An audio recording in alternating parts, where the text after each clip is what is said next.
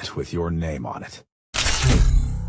অবশেষে যারা gaming festival করে পিডব্লিউসি তে যাওয়ার পরে যারা গেমিং এর ফেস্টিভ্যাল হয়ে গেল আমরা সবাই, কিন্তু সেটা কি আসলেই যারা গেমিং, আবার আমাদেরকে এআই এর মাধ্যমে ধোঁকা খাওয়ানো হচ্ছে? আজকের এই ভিডিওতে আমি তোমাদেরকে জানাবো। অবশ্যই আজকের ভিডিওটা শেষ পর্যন্ত দেখলেই বুঝতে পারবেন কি তোমাদের প্রেডিকশন আসলে কি সত্যি তাও জানতে পারবা। তো অবশ্যই আজকের ভিডিওতে সম্পূর্ণ শেষ পর্যন্ত দেখলেই বুঝবা। তো চলো আর দেরি না করে আজকের ভিডিও শুরু করা যাক।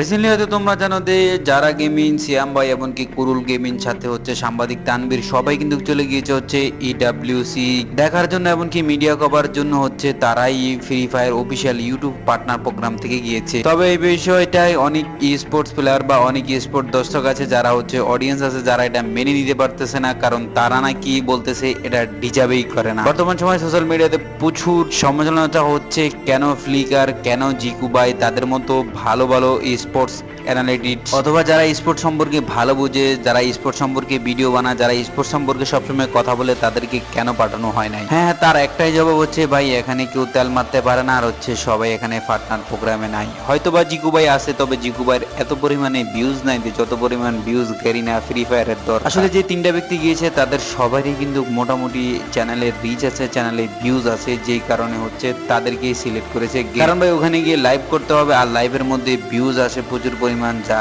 গেরিনা কি বলবো তোমরা তো সেটা বুঝতেই পারতেছো। হ্যাঁ, অনেকে বলবো এখানে যে তানবীর ভাই এমনকি ফ্লিক 22 এর তো প্রচুর পরিমাণে অডিয়েন্স আছে। আমি জানি অডিয়েন্স আছে, বাট তাকে কেন সিলেক্ট করা হয়নি বা তাকে কেন পছন্দ দেওয়া হয়নি এ বিষয়ে কোনো ধারণা বা কোনো তথ্য আমার কাছে নাই। যদি থাকে অবশ্যই আপনাদেরকে নেক্সট ভিডিওতে জানিয়ে দিব। তো চলুন এবার কথা বলা যাক যারা গেমিং এর বিষয় নিয়ে। আপনারা তো জানেন যে রিসেন্টলি হচ্ছে ইডব্লিউসি দেখার জন্য যারা গেমিং চলে গিয়েছে এজ এ বাংলাদেশি ইউটিউবার হিসেবে। তার সাথে সাথে অন্যান্য ইউটিউবাররা গিয়েছে, এমনকি সেখানেই হচ্ছে যে অনেকে ভিডিও বানাচ্ছে, যে ভিডিওর মাধ্যমে হচ্ছে যারা গেমিংটা অনেকভাবেই ফুটে তুলতেছে। হ্যাঁ, কে বলতেছে এটা যারা গেমিং, কে বলতেছে এটা যারা গেমিং না। আমিও আপনাদের মতো 50% কনফিউজ এবং 50% কনফার্মে আছি যে এটাই হচ্ছে অরিজিনালি যারা গেমিং। অনেকেই অনেকভাবে প্রুফ দিচ্ছে এটা হচ্ছে যারা গেমিং, আবার অনেকেই হচ্ছে এই ভিডিওটার ক্লিপটা থেকে যে ছবিটা নিয়েছে, পিছনে যে মেয়েটা আছে সেই মেয়েটাকে এআই এর মাধ্যমে যারা গেমিং এর ফেস বানিয়ে দিয়েছে।